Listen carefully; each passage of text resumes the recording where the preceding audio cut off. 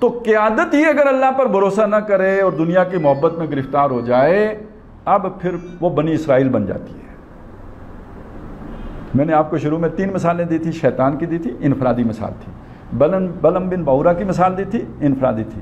اب آپ یہ سمجھ لیں کہ اگر بلم بن باورا یا جیسے شیطان فرشتوں کے لوور رینکس میں تھا، اگر یہ والے لوگ جن کے اندر قلب مائیت ہو جاتی ہے یا اللہ کی محبت کی بجائے دنیا کی محبت میں گرفتار ہو جاتے ہیں، یہ اگر لوور رینکس میں ہوں تو کوئی مصیبت نہیں آتی، لیکن اگر یہ اپر رینکس میں ہوں، ٹاپ براس میں ہوں، تو یہ پوری کی پوری اجتماعیت کو منافق بنا دیتے ہیں،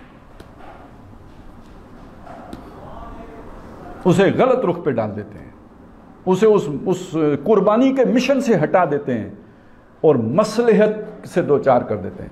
مفاہمت کی سیاست، آپ نے سنا مفاہمت کی سیاست، کیونکہ آپ اگر وہ مزاحمت کی سیاست کریں گے تو پھر یہ ہے کہ گولی بھی چل جاتی ہے، بے نام راہوں پہ جو ہے نا انجانی گلیوں میں بندے مارے جاتے ہیں، بینظیر نہیں ماری گئی، وہ اس کا بھائی نہیں مارا گیا، تو ادھر تو پھر پتہ ہی نہیں، نامعلوم افراد قتل کر کے چلے جاتے ہیں۔ تو اس کے مقابلے میں مفاہمت کی سیاست ہو تو بندہ صدر بھی بن سکتا ہے۔ ہاں صحیح بات ہے نا، آپ کا ذہن کسی بندے کی طرف نہیں جانا چاہیے، میں ویسے بات کر رہا ہوں۔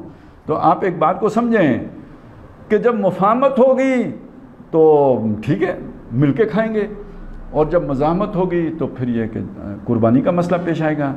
تو اگر یہ مفاہمت اوپر آ جائے تو پھر مزاحمت نہیں ہو سکتی، تو مزاحمت نہیں ہو سکتی تو پھر مل جل کے کھانا ہوگا۔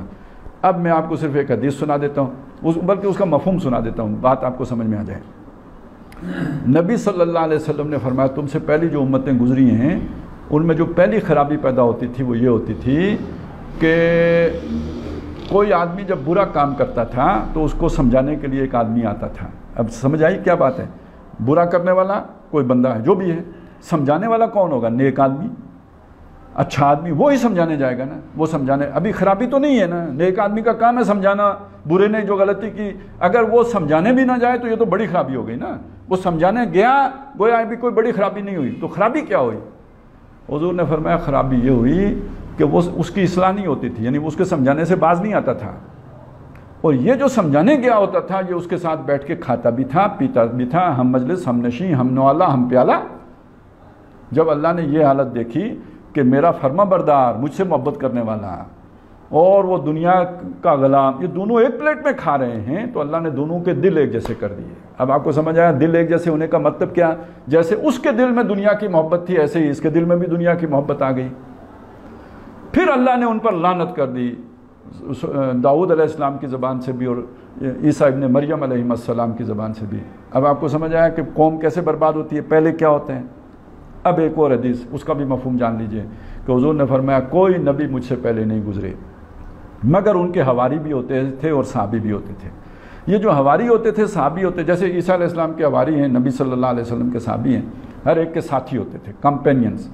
اب یہ کیا کرتے تھے؟ یہ مخلص لوگ، یہ اللہ سے محبت کرنے والے لوگ، یاخذون بسنتہ، اپنے نبی کی سنت کو مضبوط پکڑتے تھے، ویقتدون بامرہ، اور اس کا جو حکم ہوتا تھا اس کی اقتداء کرتے تھے، یعنی پیروی کرتے، فالو کرتے تھے۔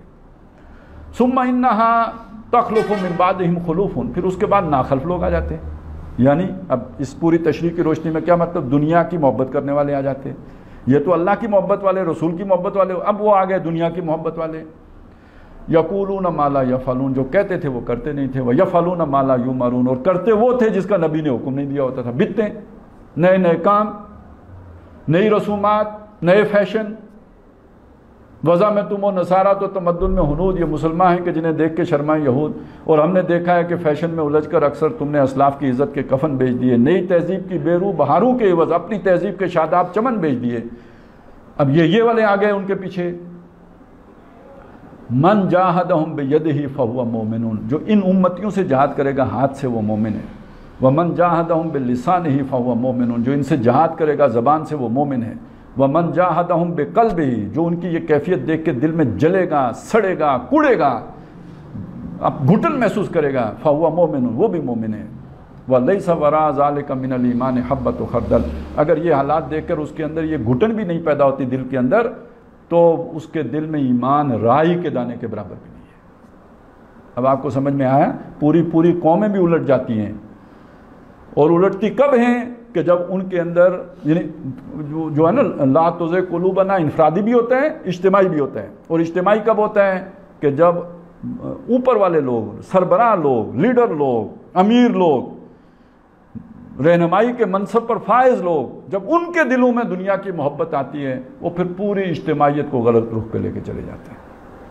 نچلے سے آتی ہے تو ٹھیک ہے، وہ ایک فرد کے اندر تباہی آئے گی، وہ اپنے ایک جتھا بنا لے گا، پارٹی ود ان پارٹی بن جائے گی، ان کو اللہ تعالیٰ نمایاں کرے گا، سب کو پتہ لگ جائے گا ان کی اصلیت یہ ہے، آخر میں ذلیل کرے گا اور ان کا کوئی وار کارگر نہیں ہونے دے گا. ان کے مقابلے میں اس جماعت کی حفاظت کون کرے گا؟ اللہ کرے گا. ان کے شر سے اللہ انہیں بچائے گا اور انہیں ننگا کرے گا. لیکن جب اوپر ہی وہ بات ہو جائے تو پھر یہ کہ آہستہ آہستہ مخلصین کے لیے کوئی حل نہیں رہ جاتا کہ پھر وہ تتر بتر ہو جائیں، دائیں بائیں ہو جائیں، کیونکہ یہ تو جہاز اب دوسرے رخ پہ چل پڑا ہوتا ہے.